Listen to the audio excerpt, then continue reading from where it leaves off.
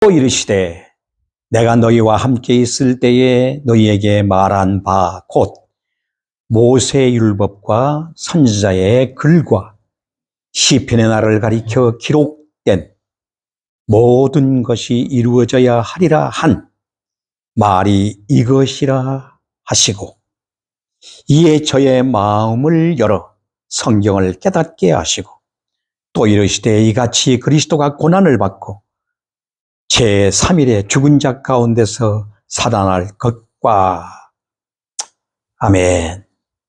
46절까지 봉독해 드렸습니다.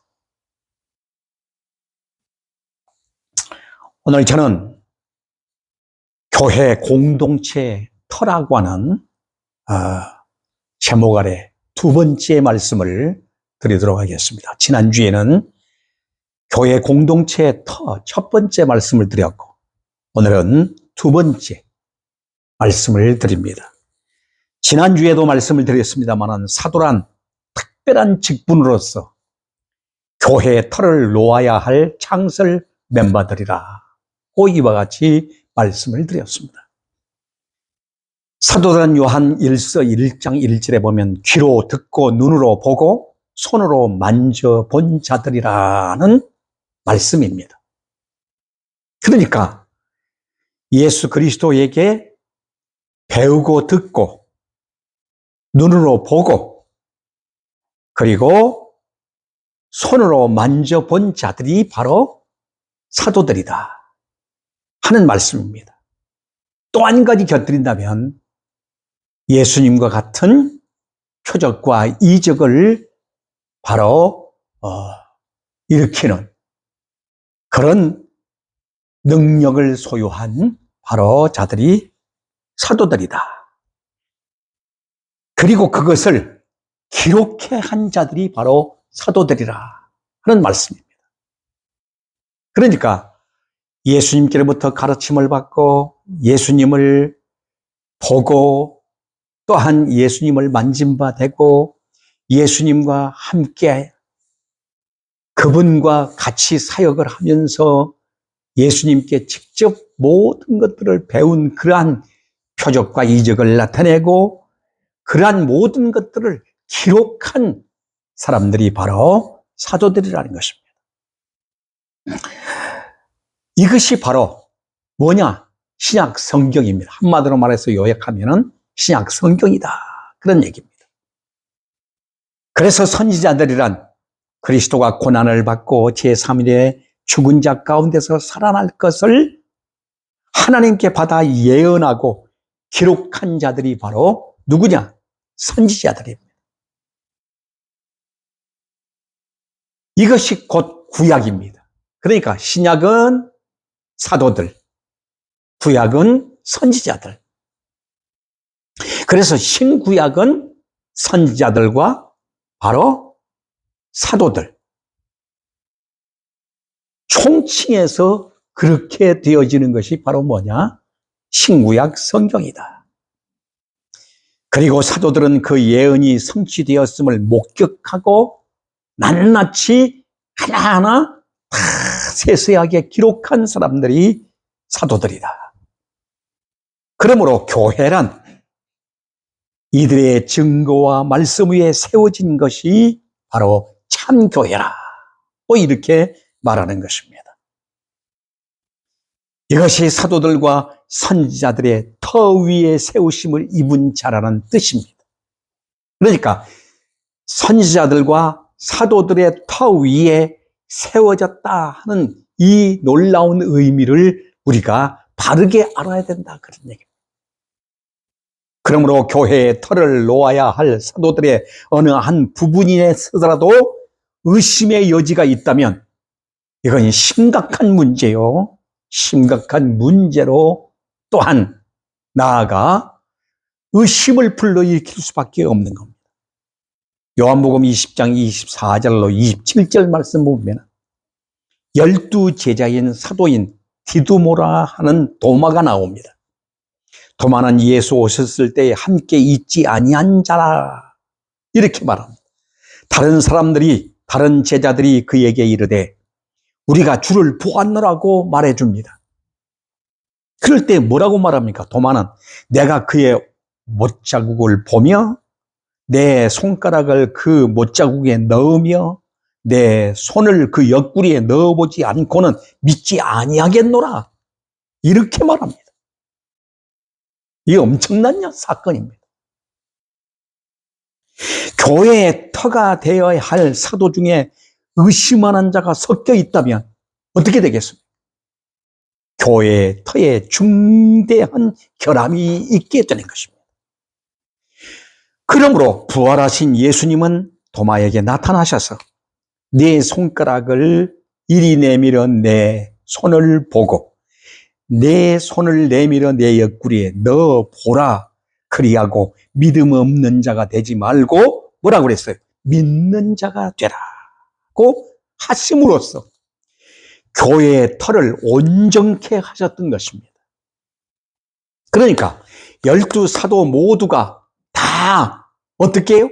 만진 바 된 자요, 본 자요. 또한 똑같이 지난주에도 얘기했죠. 영은 살과 뼈가 없지만은 부활한 실체는 뭐가 있어요? 뼈도 있고, 육체도 있고, 몸도 있고. 이 몸은 바로 어떤 몸이에요? 신령한 몸이라 그 말이에요. 그러니까 유령이나 또한 환상이나 이러한 꿈이나 이런 곳에서 보아지는 어떠한 바로 물체가 전혀 없는 뼈와 살이 없는 하나의 영체, 그런 영체가 아니라 예수님은 영과 뼈와 살과 전체가 다 바로 부활한 몸, 확실한 그 신령한 예수 그리스도의 모습이 그 부활한 몸을 실제적으로 저희들에게 보여주신 것입니다.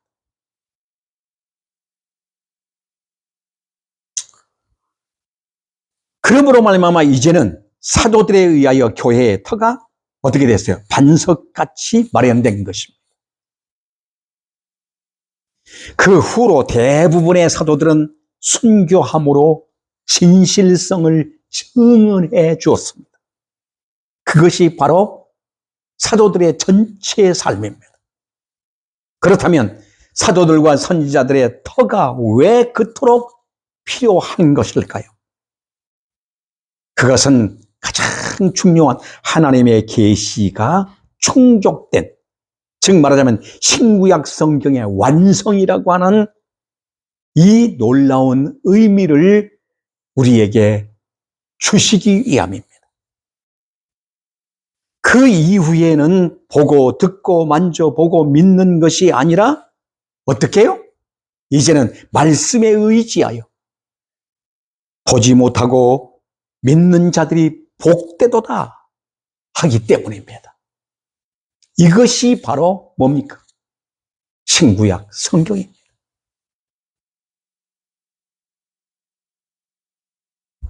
예수님께서는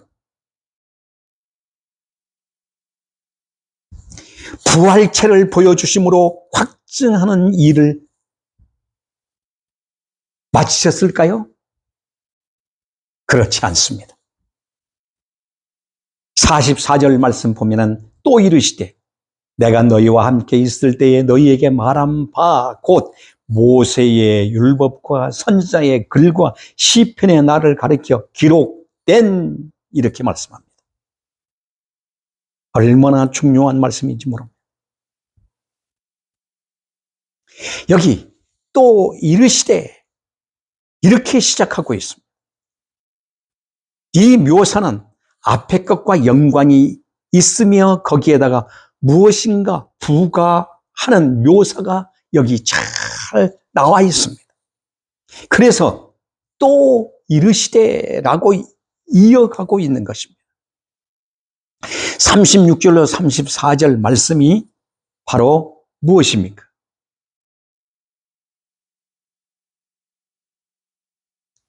36절부터 보면은 이 말을 할 때에 예수께서 친히 그 가운데 서서 가라사대 너희에게 평강이 있을지다 하시니 저희가 놀라 무서워하며 그 보는 것을 영으로 생각하는지라 그랬어요.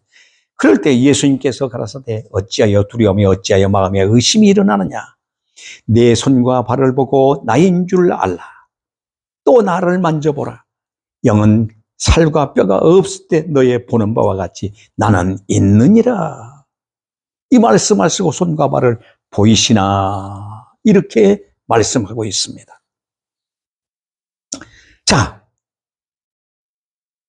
예수님께서는 제자들에게 손과 발을 보이시고 만져보라 하시고 잡수시어 보이신 것만으로는 부족했던 것입니다. 그래서 44절부터 47절 말씀을 예수님께서 계속하고 있는 것입니다. 또 이르시되 내가 너희와 함께 있을 때에 너희에게 말한 바 곧 모세의 율법과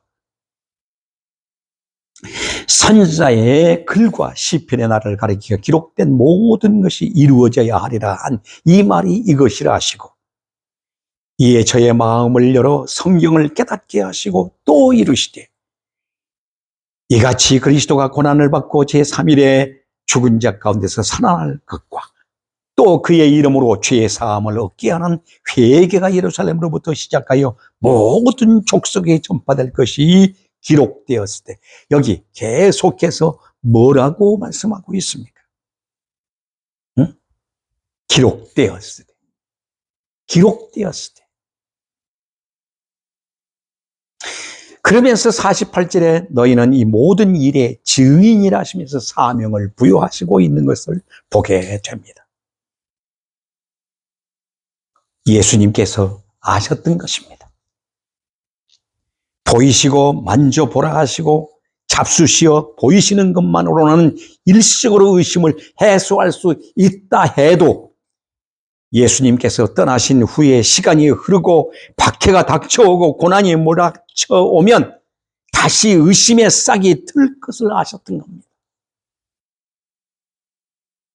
내가 혹시 환상을 본 것은 아닌가? 환청과 착시의 현상을 본 것은 아닐까 하는 동에 의심이 일어날 수 있기 때문이었습니다.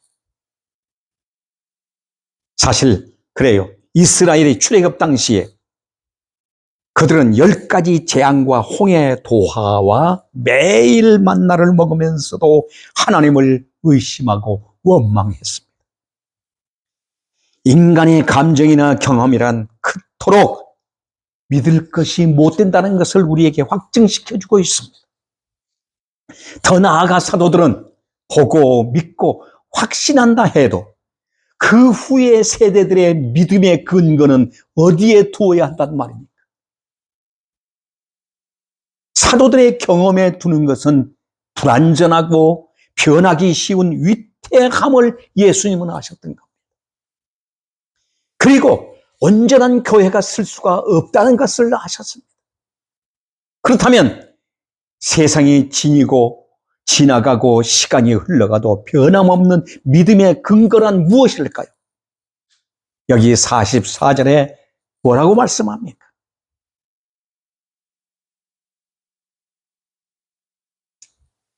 기록하기를 이렇게 말씀합니다. 기록하기를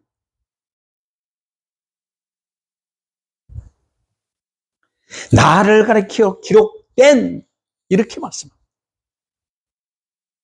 또 기록하기를 계속해서 말씀하고 있는데 얼마나 중요합니까? 성경만이 영원 불변의 믿음의 근거라는 것을 여기서 예수님은 못 박아주고 있는 겁니다. 베드로전서 2장 24절로 25절에 보면은 풀은 마르고 꽃은 떨어지되 오직 주의 말씀은 세세토록 있도다. 아멘. 주의 말씀은 변함이 없다 그 말입니다. 영원 불변한 것이 바로 뭡니까? 하나님이요 하나님의 말씀입니다. 예수님께서는 기록된 말씀을 깨우쳐 주심으로 제자들에게 최종적인 확신을 주셨던 겁니다. 그래서 선지자들의 글과 시편과 모세 율법과 구약 성경을 들어서 예수님은 이 말씀이 누구를 가리키냐? 나를 가르쳐 기록된 말씀이라고 말합니다. 그게 구약 성경. 예수님께서는 마귀에게 시험을 받으실 때에 무엇으로 사단을 물리쳤습니까? 마태복음 4장 4절, 8절, 12절 보면은 3번씩이나 뭐라고? 기록하기를, 말씀하시기를. 이렇게 예수님은 하나님의 말씀을 들어서 낱낱이 누구를 물리친? 사단을 물리쳤던 겁니다. 우리는 세상적인 검이 아니라 하나님의 말씀의 검을 가져야 사단을 이기고 물리칠 수 있음을 가르쳐 줍니다. 성경의 말씀으로 사탄을 물리치신 예수님께서 이렇게 하셨다면 오늘 우리들도 말씀을 들어 살아야 되고, 말씀을 들어 이겨야 되고, 말씀을 들어서 사단을 물리쳐야 되고, 말씀을 들어서 죄를 물리쳐야 되는 겁니다.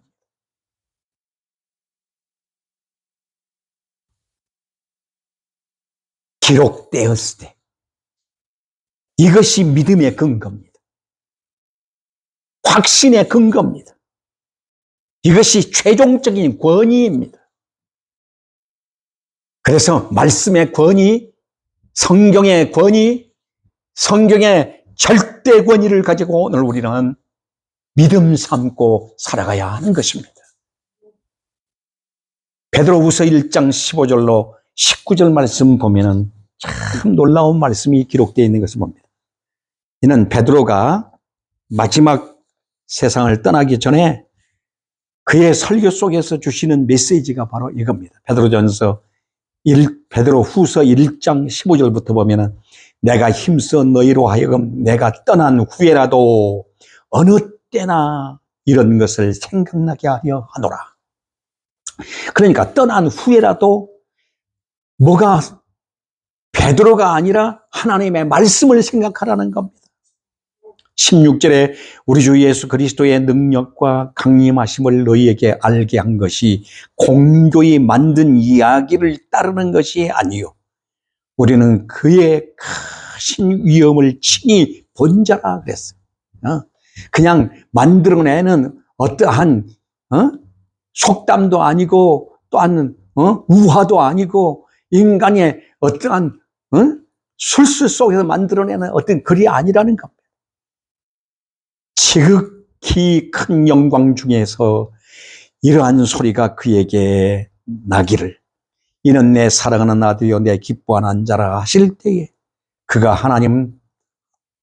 하나님 아버지께 존귀와 영광을 받으셨느니라. 이 소리는 우리가 그와 함께 거룩한 산에 있을 때, 이 거룩한 산이 어디예요?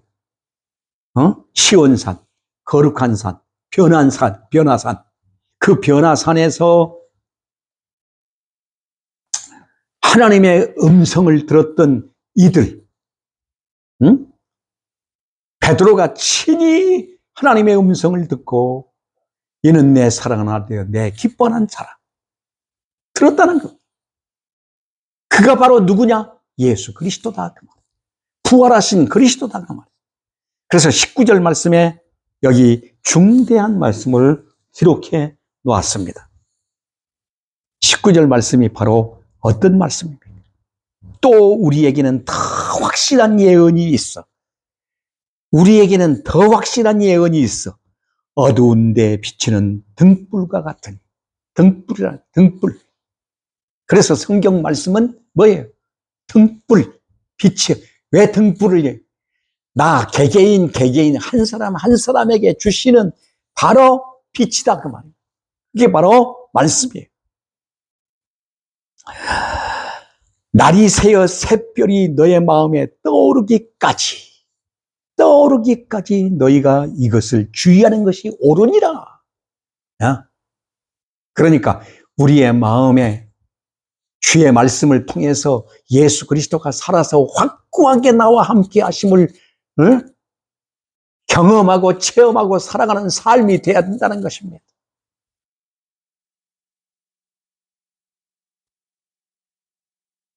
이것이 곧 성경이라는 것입니다. 그래서 말씀의 중요성을 여기서 가르쳐주고 있는 것입니다. 그러므로 예수님께서는 44절, 45절 또 이르시되 내가 너희와 함께 있을 때 너희에게 말한 바 곧 모세의 율법과 선지자의 글과 시편의 나를 가리켜 기록된 모든 것이 이루어져야 하리라 한 이 말이 이것이라고 성경을 확고하게 저들에게 가르치고 있습니다.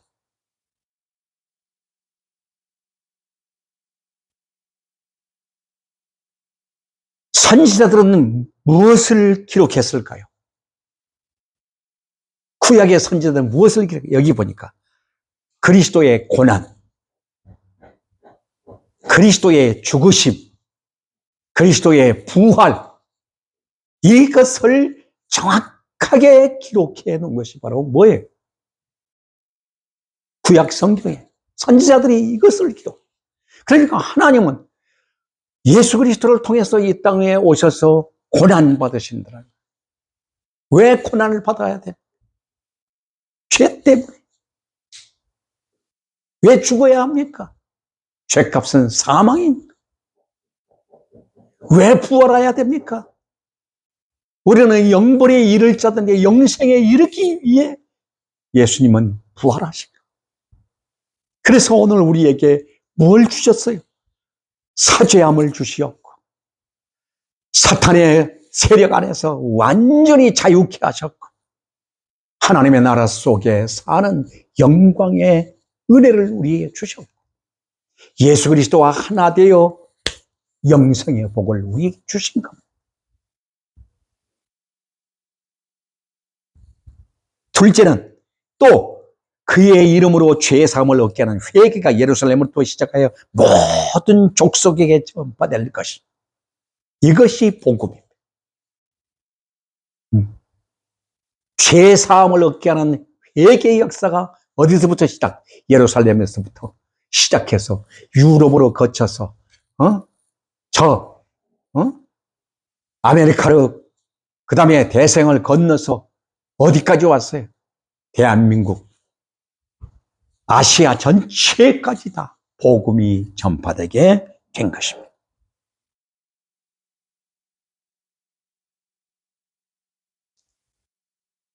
이 성경을 깨닫게 되었을 때에야 비로소 어떠한 박해 중에도 흔들리지 않는 확신을 갖게 되는 것입니다. 왜냐하면 마태복음 24년 35절에 천지는 없어지겠으나 내 말은 없어지지 아니하리라. 아멘. 천지는 없어져도 하나님의 말씀은 영원히 살아계십니다. 말씀 위에 믿음의 근거를 두기 때문에 성경은 선지자들을 통하여 사도들을 통하여 직접 말씀하신 약속이요 언약 성취의 말씀인 바로 성경인 것입니다. 그러므로 하나님의 말씀을 대할 때마다 믿음이 연약했던 믿음이 충만해지고 그 말씀을 힘삼고 살아가게 되는 것입니다. 말씀이 하나님 자신이요 말씀이 생기요 생명인 것입니다. 그래서 우리는 매 순간마다 하나님의 말씀을 읽고 묵상하며 외우고 말씀으로 체화된 삶을 살아가는 것입니다. 이 경건 생활이 되어져야 성도요 하나님의 자식인 것입니다. 사랑하는 여러분, 교회의 터라고 하는 것은 얼마나 중요한지 모릅니다. 사람이 많이 모인다고 해서 교회가 아닙니다. 구제 많이 한다고 해서 교회가 아닙니다. 거기에 지희 고안을 막론하고 수많은 사람들이 모여서 교제하고 친교한다고 해서 그것이 바로 교회가 아닙니다. 참된 교회는